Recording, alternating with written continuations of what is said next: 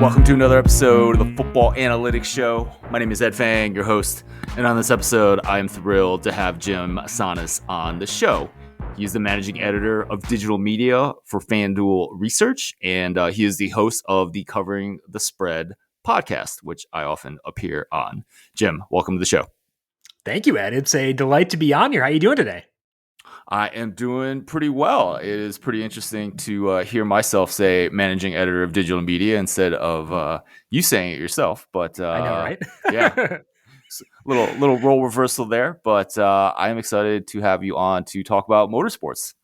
Yeah, it's motorsports Christmas on Sunday. The Monaco Grand Prix, Indy 500, Coke 600. I have a flight out of Denver on Sunday, so a bit bummed that I'll miss the final one there, but I'll find a way to make it happen. Maybe DVR it, view notifications on my phone. I'll find a way to hopefully be surprised by the Coke 600 at the end. Modern technology is a wonderful thing, right? Yeah, absolutely. The Football Analytics Show is brought to you by the Power Ranks Sports Betting Newsletter. Looking for some action on any given weekend? This is the free service for you, as 5 Nugget Saturday is my curated list of tips and analytics. To sign up for free, go to thepowerrank.com. Jim, so give me a sense for how you go about building a model for motorsports. Maybe you can tell us some of the variables that are predictive of future performance, and then maybe some of the variables that tend to have more randomness in it. Yeah, so we'll start with NASCAR because that's the one that I've been modeling the longest. But if you're talking about variables that are not predictive or not as predictive, finish is pretty bad in terms of being predictable, which may be weird because that's like the most important thing, what you're trying to model for. But if you think about it, like a finish is a snapshot of where a driver is running just on one lap. It happens to be the most important lap, but it's just one lap. So there's going to be a lot more randomness in that versus looking at where they're running across the course of an entire race. So a couple weeks ago in Darlington, Tyler Reddick had the best car in the entire field, led a bunch of laps and ran up front for basically the entire race. He got passed towards the end, though, and was trying to make a pass back for the lead with like 10 to go, and he wrecked himself, and Chris Buescher too, and finished like 30th. So if you look at finishing position there, Reddick will look pretty bad. Finished 32nd there. But you can instead look towards a number like average running position, which shows where he was on every loop throughout the race. A loop is like a line on the track, a digital line on the track that measures where a driver is several times during the course of a single lap. So as opposed to just a one lap snapshot, you've got 4 times per lap, basically, letting you know where that driver was running. So instead of finishing 32nd, his average running position was 3rd in that race, which is a lot more indicative of how good he was there than his finish. And that happens quite a bit where a guy who is super fast doesn't finish well. Like Ty Gibbs in Kansas, 9th place, average running position, finished 32nd there. It does happen quite a bit. So if you're building out a NASCAR model, a number like finishing position is going to lead you the wrong way more often than it leads you the right way. Instead, you want to focus on stuff like green flag, median speed. You want to look at average running position. You could look at driver rating. I don't think it's great because it does factor in finish as well. So I don't tend to use that at all personally, but average green flag speed, average running position, stuff like that, that's going to put you on a better path towards identifying which drivers were actually strong in the past to better predict who will be strong in the future as well. Excellent. Do you weight this average running position towards the later laps of the race? Is that something that's useful? So you definitely could, but then you could run into the issue of like if a driver like has an issue in the 3rd stage, it might lead to something being off there. And basically the way it works for me is if a driver's average running position is not indicative of how they ran during that race, I'm not going to use it. Like it's marked as or flagged as being an incident. So it'll get tossed out of the model effectively. So it's basically looking at your average running position without incidents to kind of get a gauge of how fast you are. And average running position is a publicly available number. You can go to racing-reference.com. It's up on, I believe, NASCAR's website too. So like anybody can find that number and use it, which I think is why it's pretty nice. It's pretty accessible data to have. It's pretty self-explanatory too. but it's not perfect because of those factors.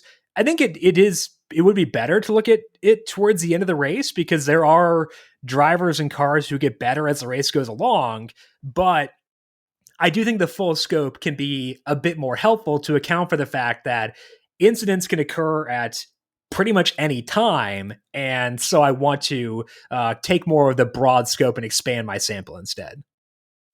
You have this average running position. You go through the data and you actually pick out, or you actually like throw out data, right? If there's some kind of circumstance that suggests that you should do that. Is that pretty time consuming or?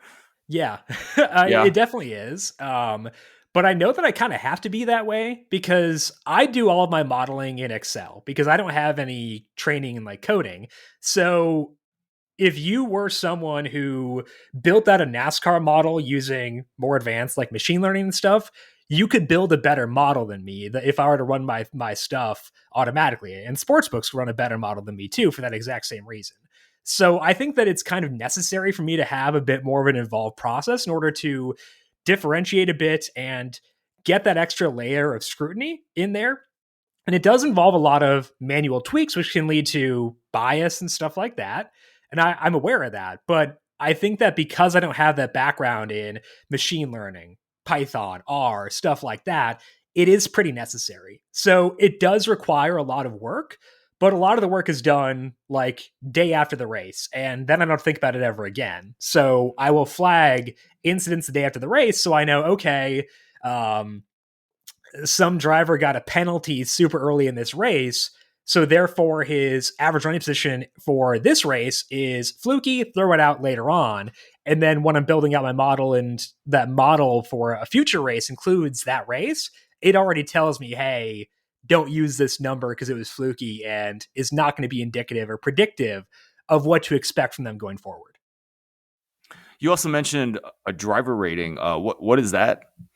It's a kind of like quarterback rating in football where it takes in average running position. I think it's like laps inside the top 15, fastest laps and stuff like that. It's a number you can find on, again, Racing Reference. You go to Racing Reference, click on like a race that you want to look at, and then look at loop data.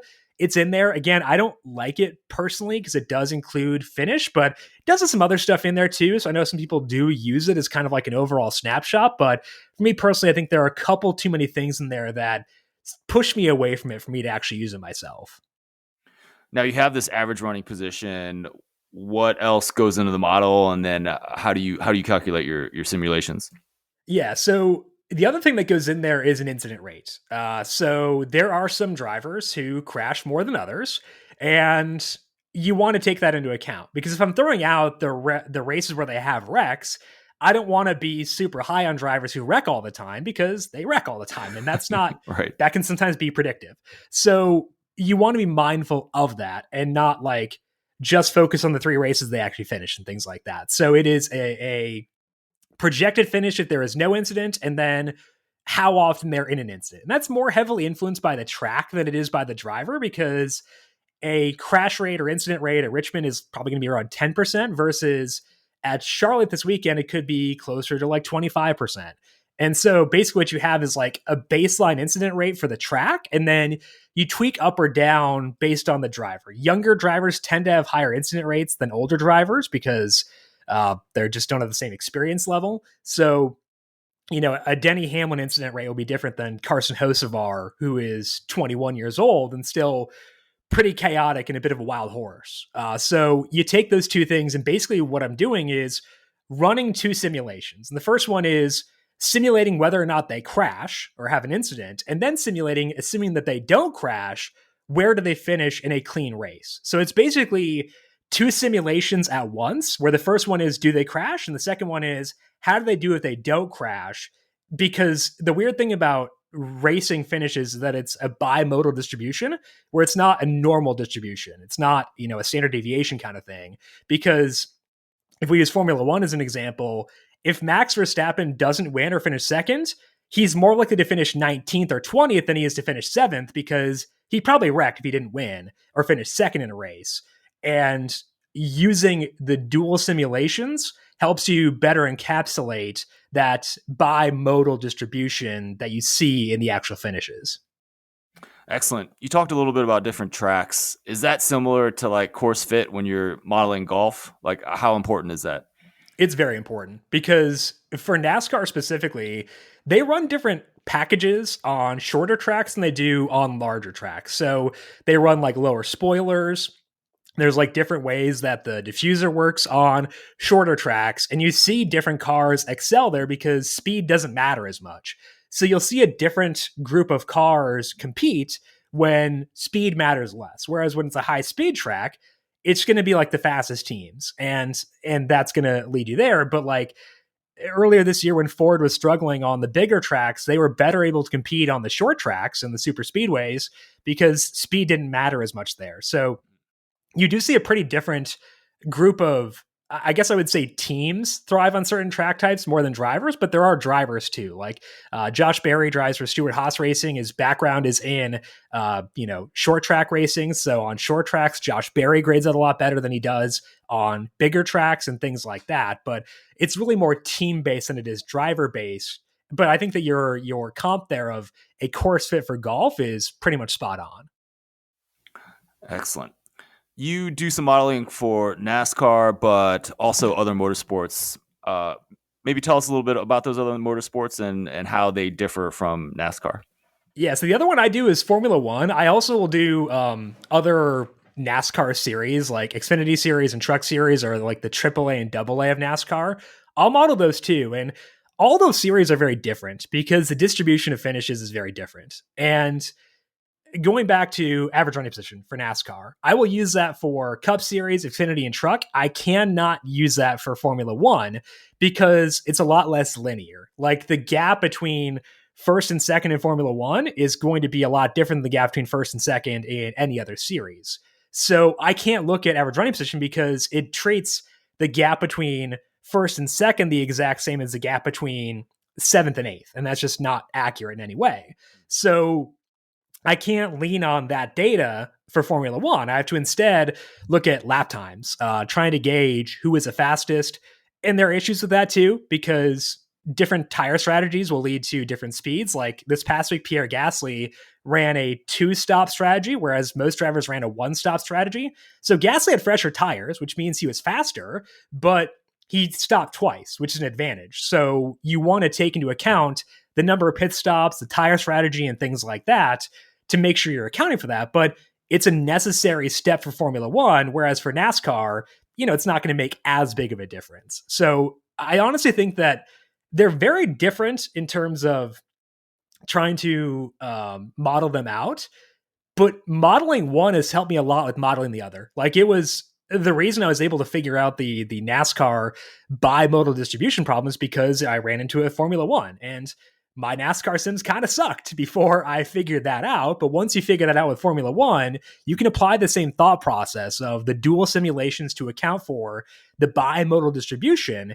And you can apply that fix to other sports, even if you're, running different kinds of, or using different kinds of data across those sports. So Formula One is a radically different sport because the distribution is so different, and things like that. But there is enough overlap where you can take things that you learn when modeling one sport and apply them to the other. Excellent. I wanted to dig into Formula One a little bit. You talked about how the distribution is different. You seem to suggest that the first and second racers are just way ahead of everyone else. That seems to suggest, some of the things that I see in the odds. Max Verstappen is a huge favorite to win the Monaco Grand Prix this weekend. So maybe explain to me why Verstappen is always such a huge favorite and why the odds seem to be so much more bunched up in NASCAR. It's because like NASCAR, they have these parts that are sent out by NASCAR. So I don't know mechanics, but like the piece you use in the suspension will be uniform across all the teams in NASCAR. They did this to try to cut costs and try to decrease the gap in the field to make things more competitive. For Formula One, that's not the case. Engineering matters a lot more. So Red Bull as a team has constructed this car that has been dominant for the past 40 or past 24 months, and they've just been unstoppable effectively unless Verstappen has some sort of issue. So the difference in equipment is pretty huge, and that's why you see these gaps in Formula One. Now, interesting thing here is that you're mentioning the odds for Formula One in Monaco.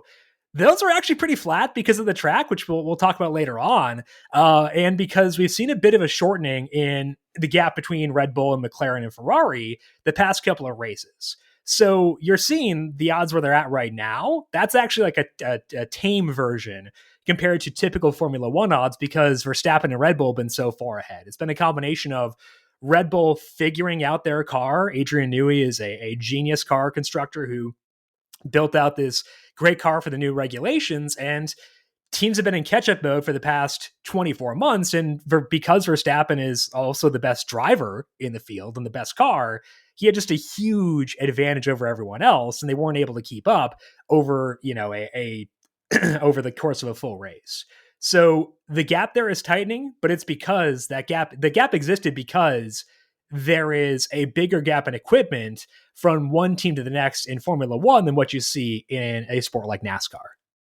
Lewis Hamilton used to also be a pretty big favorite in Formula One. Is that correct?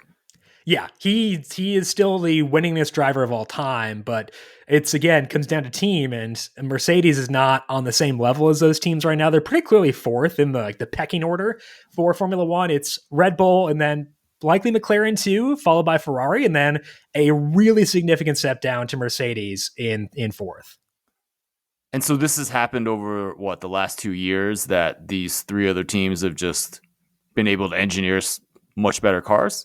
Yeah, it started back in 2022, I think it was, when the new regulations came in, because 2021 is the year where Hamilton and Verstappen had that amazing battle for the championship, and Verstappen passed Hamilton in the last lap to win the championship there.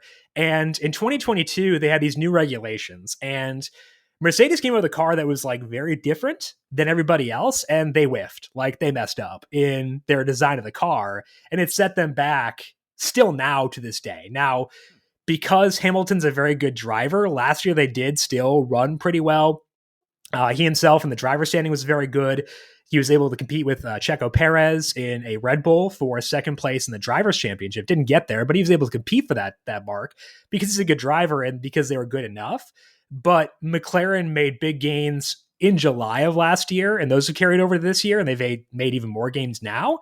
And Ferrari has also gotten more consistent. They had the speed before, but they struggled with tire degradation. They struggle with strategy, and those have been dampened down quite a bit this year under Fred Vasseur, their team principal, since the start of last year. So it's more so the past, I would say this year specifically has been the worst year just because Mercedes is not made up for the deficit they had, whereas Ferrari and McLaren have.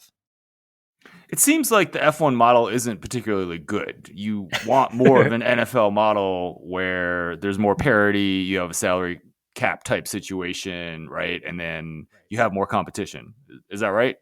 So it depends on what you want. Like they have a cost cap in place, and that's relatively new in order to keep the spending even between teams. And that's relatively new. And that's, yeah, in Formula One. Yeah, okay. So they do have was instituted, I think, a couple years ago, was the first year of the cost cap. But I think that a lot of people who watch Formula One, like traditionalists, they value the sport of engineering, and they want teams to be rewarded for good engineering. And even like the teams, like Toto Wolff is the team principal of Mercedes, and he said like, hey, Red Bull should be rewarded for what they built. So it's kind of a preference kind of thing. I think it's kind of similar to an EPL kind of model where, yeah, you got teams that have a lot of money and they can benefit from that. And there are certain things that are not covered by the cost cap. So you can still have a big gap between a Red Bull and a Williams based on facilities or things that may not be captured into that cost cap. So there can still be a gap, but the intention was to cut down that gap, I guess, and hasn't quite fully achieved that just yet. I was just going to say that it does sound a lot like soccer. As a soccer fan, as a fan that likes European soccer more, I like these great teams that play really well together and potentially dominate, although they don't. I mean, there's relative parity at the top of European soccer. Yeah. So it sounds very similar. Jim, Yeah, you this kind is of want more Red Bulls. Like, you want like more right. Red Bulls, I think is the issue. Right. Like more teams competing. And we're kind of getting that now recently, which I think is pretty exciting. Excellent. Jim, this is the part of the show where I potentially embarrass myself with a lack of knowledge about motorsports, and I might ask you dumb questions about like the shape of the track. But as you mentioned, this is Super Bowl weekend. We're going to talk about 3 races, so we'll just go through those races. Maybe tell us some general storylines, and then if you have any bets that you think have value. Sound good? Sounds good. Let's do it. Awesome. So NASCAR is the Coca-Cola 600. I believe this is an ovular track. But what do you think about this race, and any bets with value? Yeah, it's a fascinating race because the past 2 years, the Charlotte Motor Speedway has been very different than what it's been before that. This is in the next gen era for NASCAR. They have this new car, the spec car I was talking about, where it's led to a lot of changes and a lot more parity. But also, Charlotte has become a track with higher tire degradation. It's led to a lot more incidents. Like the 2 of the 3 highest numbers of cautions in races at Charlotte have come during the 2 races in the next gen era. So we've seen a lot more chaos at Charlotte recently, and I think that's kind of sustainable because the next gen era has been a bit more chaotic in general, but also with the increased tire degradation, you see a lot more incidents and drivers chasing their cars. So I see a lot of value this week, and that can be kind of scary to be deviating this far from the market. Typically, when you fight the market wins, but I do think there's value this week. I think the big value is primarily in the top 10 market. If you look at FanDuel Sportsbook, there are a lot of longer shot top 10 drivers who I think are a bit undervalued as of right now. Biggest one to me is Chase Briscoe. He's plus 450 at FanDuel Sportsbook to finish inside the top 10. I have him at 28% to finish top 10, implied odds 18%, so pretty big gap there. But Briscoe nearly won this race 2 years ago, and he spun himself trying to pass Kyle Larson. Still finished 4th in that race, but pretty came close to a win. And last year, Briscoe was like terrible on bigger tracks, but it seemed like that was a team-wide thing versus him specifically, because this year he's been a lot better. Had top 10s in Texas and Darlington, a couple of similar tracks for Charlotte. So I think he's been a lot better. I like him a lot at plus 450 to finish top 10. Again, I'm way off from market on him. I did bet him 100 to 1 to win too, and 10 to 1 for a top 5, but really big value for him, top 10 plus 450. Other top 10 values for me, Michael McDowell is 6 to 1. I've got him, I think, in the 20s to finish inside the top 10. His implied odds are 14.3%. So pretty good value there. Another guy who finished well in Charlotte 2 years ago, has been a lot faster this year. His team is now a tier 1 Ford organization, so better equipment than what he's had before, and he's putting it to good use. Other ones, Carson Hocevar, 12 to 1 for a top 10. I am at 17%. So again, way above market, always kind of scary. And then John Hunter Nemechek, 16 to 1 for a top 10. I'm 11.7% versus 5.9% implied. So it comes down to, I have a different distribution for this race than the sports books do very clearly. And it's leading to a lot of value on longer shot top 10s. Bubba Wallace to win 30 to 1, also a value for me, which is kind of, again, a longer shot thing. So it's very clear I am modeling Charlotte differently than the sports books are, which is always scary, but I think I'm right. Otherwise I wouldn't bother going through this process. So it's scary to be off market, as you know, but I think in this instance, I think the market is kind of modeling this race overall incorrectly. In motorsports, is there the least hold in the market for the outright market, or Yes. the market to win? Okay, 100%. And then it's a big difference. Like right now, if you look at this is from one single sports book. Hold on outrights is 41%. Hold on jeez, podium is is it bigger than 120%. Oh my god! Okay, Hold on top fives is 217%. And hold on top tens is 265%. So you can cut that down a lot by shopping around, obviously. Like that's your biggest weapon as far as reducing hold. But yes, 100% outright markets will have the lowest hold. so there is, yeah. So you like top 10 just because you think these are seriously off, and then the odds aren't as long as in Yeah, the outright market. I'm not going to find this much value for top 10s. Like I've had races where I have no drivers who are top 10 values across multiple sports books. This is just a weird one where I'm modeling it differently and leading to value on longer shots in Briscoe, McDowell, Hocevar, and Nemechek. Let's move on to the Monaco Grand Prix. First, I think this one goes in the streets, right? And Yes. There's a lot of twists and turns. Is that right? Okay, cool. Yeah, it's a weird track.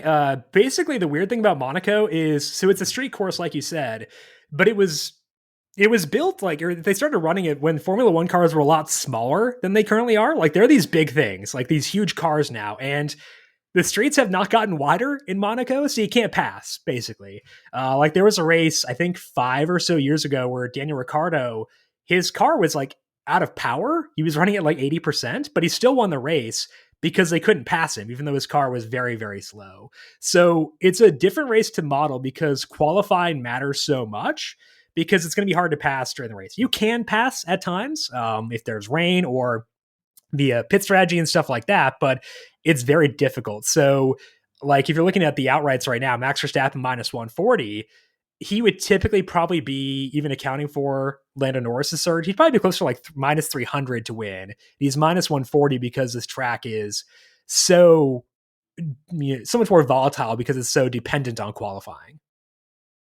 Okay. Wait. Why the move? Can you explain the move? So he should be minus 300 in most races, but the course is, but there's more randomness because of the course. Right, and exactly. Because of the fact because it's dependent on what they do on Saturday in qualifying versus, what they do in the race on Sunday. Oh, so Saturday in qualifying, what they just go by like fastest lap time? Yeah, so it's the fastest lap time Saturday sets the field, and then because it's so hard to pass, the field finishing order will be very reflective of the starting order. So it's not, a 1-to-1 kind of thing, but it's pretty dang close. Interesting. Any value for you in the Monaco Grand Prix? I think so. I think Lando Norris is a value to win at plus 550 for this race. Norris has been really good recently. McLaren's had 2 races with an upgraded car, and Norris won the first one. Partly did benefit from well-timed safety car, and Verstappen got some damage because he hit a stanchion. So that was one thing. But then last week in Imola, Norris almost ran down Verstappen to win the race. He finished within a second of him, and if the race had been, if it were an easier track to pass, if it had been like 2 laps longer, he might have won that race for a second in a row, and he would not be plus 550 in that instance. So McLaren's upgrades have clearly worked, and Norris is a very talented driver who is finally getting to flash what he can do. Now, the downside here is you have to make sure he can win the pole, and that's a question because Lando's won only 1 pole in his F1 career. But again, that's largely with cars that are not as good as the one that he has right now, where it's like decently comparable to what Red Bull's putting out there. So you have to ask yourself, okay, can Lando win the pole? And I think the answer is yes, because if you go back to Miami, the first race where he had this upgraded car, they had qualifying for a sprint race there. And Lando had the fastest time of any driver during qualifying for the sprint race.